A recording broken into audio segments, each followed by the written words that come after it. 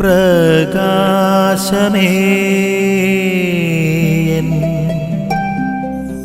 മിഴി തുറക്കുക വേഗം. ഈശോമിശിഹായ്ക്ക് സ്തുതിയായിരിക്കട്ടെ. സ്നേഹമുള്ളവരെ, വചനദീപ്തി എന്ന വചന വിചിന്തനത്തിലേക്ക് സ്വാഗതം. ഇന്നത്തെ വായനയ്ക്കായി സഭ നിർദ്ദേശിച്ചിരിക്കുന്ന യോഹന്നാന്റെ സുവിശേഷം 17-ാമത്തെ അധ്യായം 1 മുതൽ 8 വരെയുള്ള വാക്യങ്ങളാണ്. ഇതിൽ ഒരു വാക്യം ഞാൻ വായിക്കട്ടെ. 4-ാമത്തെ വാക്യം: അവിടുന്ന് എന്നെ ഏൽപ്പിച്ച ജോലി പൂർത്തിയാക്കിക്കൊണ്ട് ഭൂമിയിൽ അവിടുത്തെ ഞാൻ മഹത്വപ്പെടുത്തി.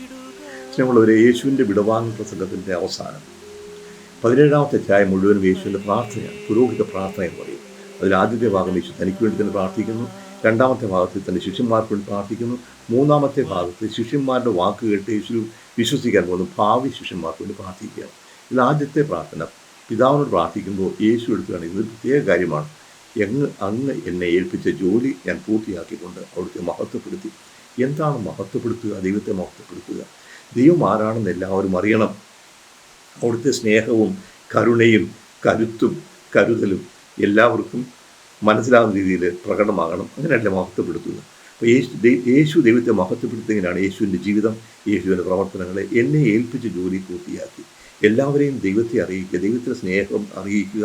അതാണ് യേശുവിനെ ഏൽപ്പിച്ച ജോലി. അത് യേശു പൂർത്തിയാക്കി. തുടക്കം മുതൽ ഒടുക്കം വരെ, ബെത്ലഹത്ത് കാര്യത്തൊഴുത്തിലുള്ള ജനനം മുതൽ കാൽവരിയിലെ മരണം വരെ യേശു തൻ്റെ ദൗത്യം പൂർത്തിയാക്കിയായിരുന്നു. ദൈവത്തിൻ്റെ സ്നേഹം വെളിപ്പെടുത്തുകയായിരുന്നു. ഇത് തന്നെയാണ് നമുക്കും പറയാൻ സാധിക്കുന്നത്. എന്നെ ഏൽപ്പിച്ച ജോലി പൂർത്തിയാക്കിക്കൊണ്ട് ഞാൻ അവിടുത്തെ മഹത്വപ്പെടുത്തി. ഓരോരുത്തർക്കും ഓരോ ദൗത്യമാണ് ഏൽപ്പിക്കുക.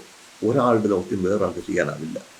ഓരോരുത്തരും അതുല്യരാണ്, അനന്യരാണ്. എന്നെ ഏൽപ്പിക്കുന്ന ജോലി എനിക്ക് മാത്രമേ ചെയ്യാൻ സാധിക്കുകയുള്ളൂ. അതേതാണ് ഞാൻ മനസ്സിലാക്കണം. ഓരോരുത്തരും തങ്ങളെ ഏൽപ്പിക്കുന്ന ജോലി, അത് എത്ര ചെറുതോ വലുതോ ആട്ടെ, ദൈവത്തിനുണ്ട് എല്ലാം വിലപ്പെട്ടതാണ്. ആ ജോലി പൂർത്തിയാക്കിക്കൊണ്ട് ദൈവത്തെ മഹത്വപ്പെടുത്തുക. അപ്പോൾ എൻ്റെ വാക്കിലൂടെ, എൻ്റെ പ്രവൃത്തിയിലൂടെ, എൻ്റെ ജീവിതത്തിലൂടെ ദൈവം ആരാണെന്ന്, അവിടുത്തെ സ്നേഹം, അവിടുത്തെ കരുത്ത്, അവിടുത്തെ കരുതൽ എത്ര വലുതാണെന്ന്, കരുണ എത്ര വലുതാണെന്ന് എല്ലാവർക്കും മനസ്സിലാകണം. അങ്ങനെ ജീവിക്കുമ്പോൾ എന്നെ ഏൽപ്പിച്ച ജോലി ഞാൻ പൂർത്തിയാക്കുകയാണ്. അതിനുള്ള കൃപ